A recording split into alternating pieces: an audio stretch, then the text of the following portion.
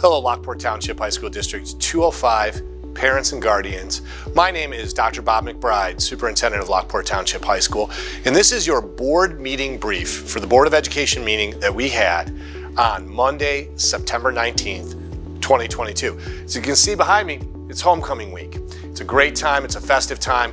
There's incredible energy in both of our buildings, and we just thank you for supporting your children in having fun at school. School should be fun, and this has been a week where memories are being made.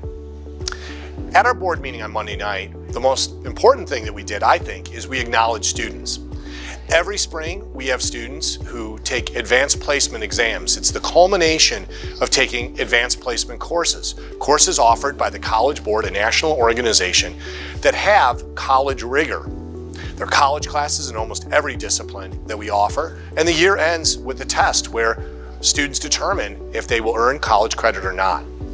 Based on their performance, the College Board awards distinctions called AP Scholars.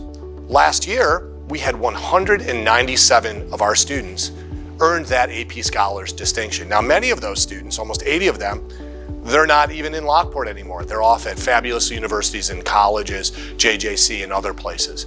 But many of our students were able to return because they're sophomores, juniors, seniors now, and we were able to put a certificate in their hand and have our board recognize them for an excellent performance on their advanced placement tests. Another very important thing that I'd like to draw your attention to is perhaps the most consequential thing that we do every year. Our Board of Education held a budget hearing, and then later in our board meeting approved the budget for the fiscal year 2023. That budget is a $70 million budget. As we looked at it, there were a few things that our board was trying to accomplish. First and foremost, we wanted a budget that would maintain at all times in all of our funds 6 to 12 months on hand, so that as a district, we could always maintain our financial independence. We also wanted to make sure that we had a balanced budget. We expect $70 million in our budget and in tax revenue. But we anticipate, given inflationary costs, that our costs next year will be $72 million. How will we balance our budget? We'll do it through a number of different strategies. One is containing costs. For example, this year, we are paying less in payroll than we did last year, even though we've hired more people. We've thought carefully about our salaries, we've thought carefully about who we hire.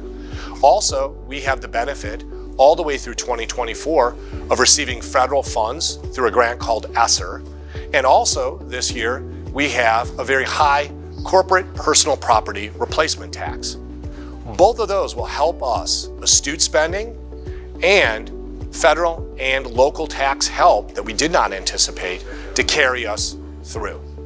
The final thing that this budget had to do is it had to meet the very real inflationary costs that we face.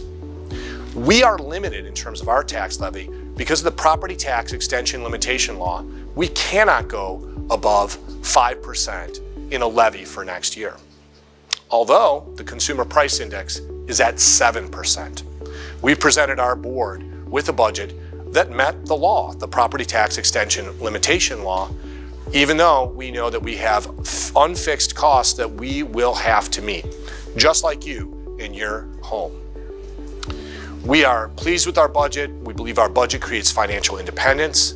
We believe it allows us to reinvest in our facilities. We believe it involves supporting all the academics that we are so proud of and the activities and sports and facilities. Speaking of facilities, another important conversation that we had is about facilities. I'm standing here at East Campus, and you might notice broad hallways. I'm in a newer part of the building. That's not true at Central. 10 years ago, our Board of Education went to the voters to ask them what to do about Central.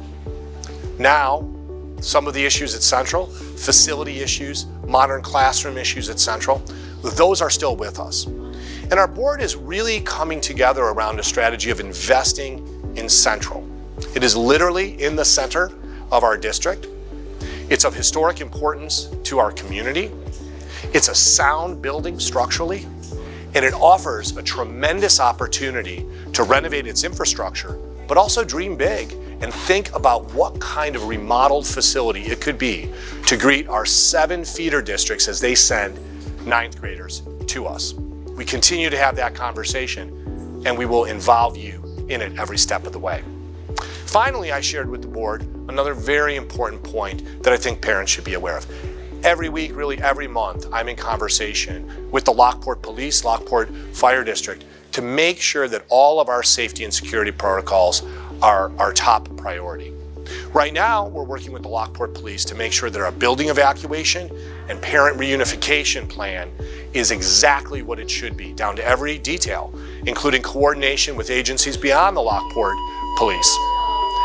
That's the bell, and you'll see in a minute what happens in our hallways. You'll see students behind you.